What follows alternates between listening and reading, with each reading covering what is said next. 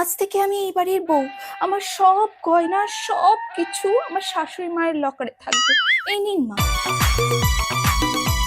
কি হানিমুনের জন্য শুধু আমাদের দুজনের টিকিট বুক করেছো তুমি?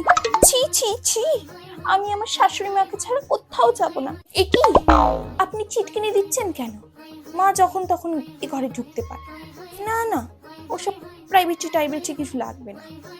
আচ্ছা, খাটের তো শুধু তোমার আর আমার শোয়ার জায়গা আছে, শাশুড়ি মা কোথায় শোবেন? এই নাও, তোমার জন্য এই সিঁদুরটা আনলাম। লিকুইড সিঁদুর?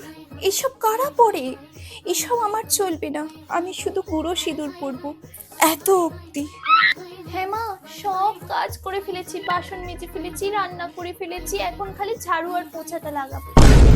এই নিন মা, আপনার আমার আগের করা চাটা ভালো লাগেনি না, তাই জন্য আমি আবার আপনার জন্য চা বানিয়েছি। সত্যি মা, আমার বাবা মা না আমায় কিচ্ছু শেখায়নি, আপনি আমায় সবটা শিখিয়ে দিলেন। আপনি বেশি কাছে আসছেন কেন? দূরে যান, দূরে যান, না তো মা রাগ করবে কিন্তু। কি বললেন? রেস্টুরেন্টে খেতে যাবেন? আপনি এক কাজ করুন, বরং মাকে নিয়ে খেতে যান। হ্যাঁ মা, হ্যাঁ মা, আমি এক্ষুনি খোপা করে নিচ্ছি।